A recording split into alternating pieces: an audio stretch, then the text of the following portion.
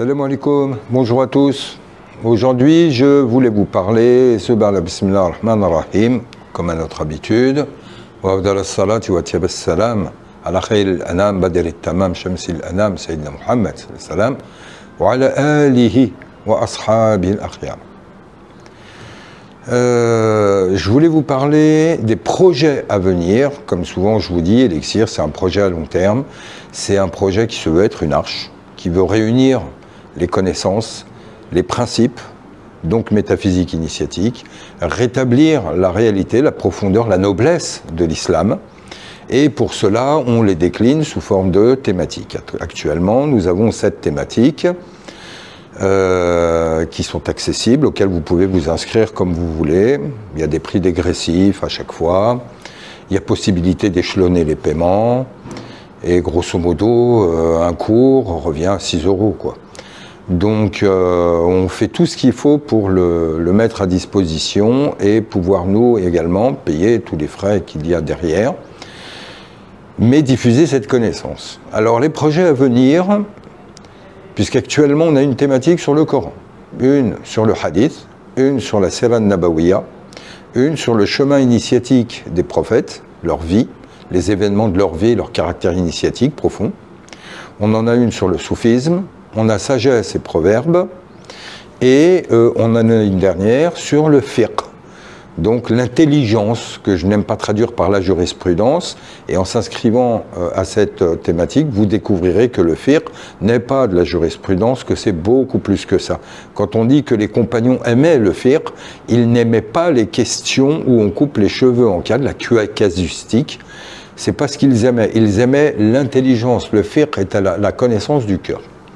Donc derrière ça, des thématiques sont en train de se construire. Certaines sont quasi abouties. On les projette pour début 2026, bi-idhnillah. Alors dedans, il y en aura une sur la aqida, le dogme. Ce dogme qui est beaucoup plus humain que divin. Quand est-il apparu? Pourquoi? Quels sont les grands dogmaticiens? Quelles sont les divergences? Quels dégâts ça a fait, mais aussi en quoi le dogme est une nécessité. On en aura une sur la thématique, sur les compagnons, Sahaba, où là aussi, ce que l'on connaît aujourd'hui nous vient d'un dogme humain, où une bonne partie est fausse. C'est un message sectaire, clanique, où il y a beaucoup de contre-vérités sur les compagnons, et on verra que, et vous le remarquerez quand je fais une salat ala nabi, je dis toujours wa ashabihi al-kiram wal akhyar wal abrar ahl al-tuqa wal huda ahl al-dhikr wal fikr. Je mets toujours un qualificatif. Pourquoi? Parce que les vrais compagnons, ceux qu'on peut réellement, dignement appeler compagnons, n'étaient pas nombreux. Et que sur cela, on nous a raconté beaucoup de balivernes. Donc on va remettre les choses au point. Il y a une thématique également qui sera de l'ordre des conseils initiatiques pratiques, c'est-à-dire comment passer de la théorie à la pratique, avec des conseils et 52 cours qui seront d'ordre méthodologique sur l'initiation, le suluk. Il y en a une qui sera consacrée à la femme. La femme, qui a été un des points d'ancrage de la révélation et de la fonction mohammedienne, et qui a été trahi, et aujourd'hui on en est revenu dans le regard que l'on a et dans la considération de la femme, on en est revenu à la jahiliya.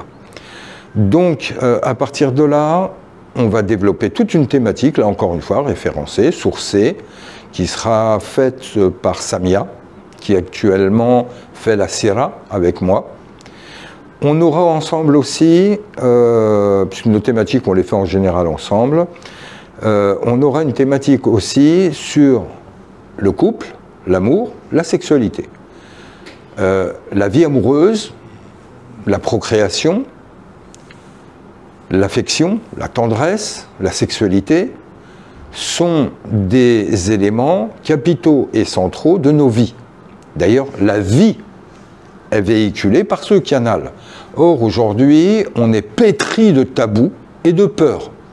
Donc on reviendra sur tout un ensemble de questions, mariage, amour, divorce, qu'est-ce qu'un amour absolu, qu'est-ce qu'un amour humain, qu'est-ce qu'un amour propre et un amour sale, quel est le fossé qu'il y a entre amour et sexualité, etc. Comment apprendre à reconnaître un bon conjoint, une bonne conjointe, etc., etc. Donc on reviendra sur les pratiques sexuelles, on reviendra sur la sexualité, notamment pour nous en Occident aujourd'hui, avec toutes les questions de genre, d'homosexualité, etc. On doit pouvoir les aborder sans langue de bois et sans tabou et prévenir, et également redonner un goût de cet amour divin qui est la modalité la plus épanouissante, sachant qu'un amour peut être constructeur, mais aussi destructeur. Donc ça sera une thématique importante à notre sens. On aura une thématique aussi qui se profile sur la liberté. Qu'est-ce que la liberté absolue? Qu'est-ce que la liberté dans le Coran?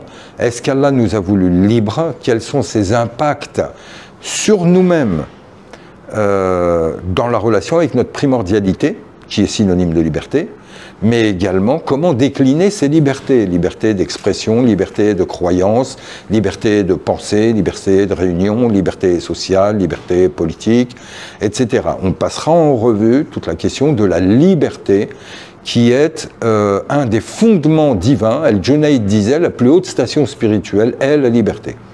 Donc on tendra à donner des enseignements qui vous aideront à vous libérer. On aura également une thématique sur l'ampleur de la miséricorde divine et donc comment la concilier avec ce qu'on pourrait appeler les bas-fonds, Satan, l'enfer, le châtiment, l'épreuve, le feu, la colère divine. Comment concilier ces éléments avec la miséricorde divine qui est dite englober et embrasser toute chose. Inna rahmati wasi'at kulli shay. Kulli shay. Ma miséricorde englobe toute chose et donne sa nature à toute chose. Or, comment dans l'enfer, le diable et le châtiment et l'épreuve, y a-t-il miséricorde?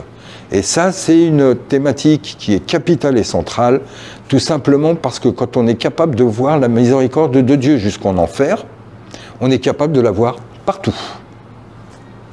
Or, le but d'une initiation, c'est de voir Allah partout et d'être avec Allah partout et tout le temps. Allah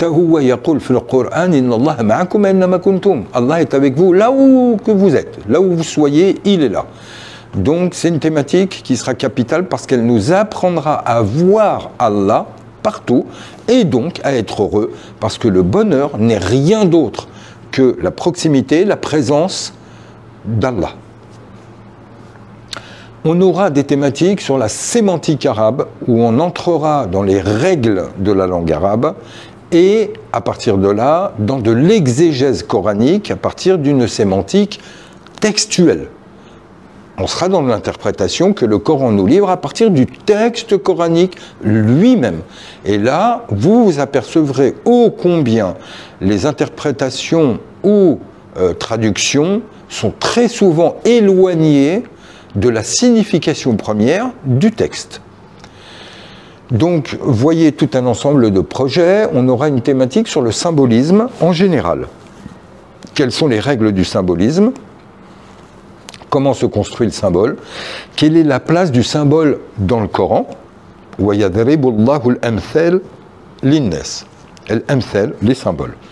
Oh, Allah nous dit dans le Coran, il n'y a que ça. J'en ai truffé les sourates et les versets. Or, le symbole, c'est comme un langage, c'est même le langage des oiseaux, c'est le langage des oiseaux qui se doit d'être décodé pour comprendre le Coran. Au moment où on nous parle en symbolique, eh bien, il faut connaître la langue du symbole pour savoir à quoi ça correspond en mise en acte. Car quelque chose qui n'est pas mis en acte reste une abstraction. Il y aura également une thématique sur la signification profonde des 5 rites fondamentaux, al-shahada, al-salat, al-zakat, siyam ou al-hajj. Ces 5 rites-là sont les 5 piliers fondamentaux de l'islam. Or, ils sont emplis d'injonctions divines, de gestes, de paroles, de modalités. Et ça signifie quoi? Pourquoi? Pourquoi 5 prières? Pourquoi à voix haute? Pourquoi à voix basse? Pourquoi est-ce qu'on lève les deux mains et qu'on commence la prière en disant Allahu Akbar? Pourquoi on la termine par un tahiyya, le tashahhud? Qu'est-ce que ça veut dire? Pourquoi on termine par salam alaykum? Pourquoi une qibla? Pourquoi les 3 positions de qiyam, ruku', sajda, etc. Et c'est valable pour la zakat, c'est valable pour le siyam, c'est valable pour tous les rites, dont le pèlerinage, qui est un rite également très riche, que nous développerons en détail en donnant les significations ésotériques, initiatiques, métaphysiques, qui vous permettront de comprendre exactement ce que vous faites au moment où vous faites un rite, d'en comprendre la portée, l'importance, la profondeur, et donc de le vivre pleinement, de manière à ce qu'il soit l'outil de votre libération spirituelle, de votre épanouissement, de votre proximité divine, mais également de la réussite de votre vie. Car en réalité, le Coran ne nous parle que de nous et de notre vie, et les rites doivent avoir un impact sur notre quotidien. Donc, comme vous le voyez, les projets sont nombreux. Il y aura également des projets de réunions, de rencontres, de week-ends. Il y aura des projets de voyage encore, bi-idhnillah, probablement sur l'automne, et au printemps prochain également, où on vous fera découvrir des lieux où nous serons en votre compagnie jour et nuit, qui nous permettra justement d'évoluer ensemble, de pouvoir répondre à vos questions, de pouvoir vous aider. Le but d'Elixir est là, recherchez toujours l'élixir. Allez au cœur de l'islam. Ulul el-beb, cette expression coranique veut dire les gens du cœur du cœur. Donc c'est le but d'Elixir, de nous emmener à ce cœur du cœur, là où se trouve la réalité intemporelle du prophète et où se trouve le lieu de la proximité divine. Donc nous espérons continuer avec vous. Vous êtes, comme je le disais déjà, plusieurs centaines et je vous en remercie. Vos retours très positifs nous réchauffent le cœur. Nous restons à votre disposition et j'espère que vous serez encore beaucoup à nous rejoindre et à partager ce don divin, cette grâce divine qui est Elixir, cette grâce qui pour nous est 40 ans d'immersion au cœur de l'islam. C'est le fruit de nombreux voyages, de nombreuses lectures, de nombreuses rencontres. Et pour cela, nous sommes là pour le partager avec vous. Nous sommes à votre service. Soyez les bienvenus. Salam alaikum. Allah.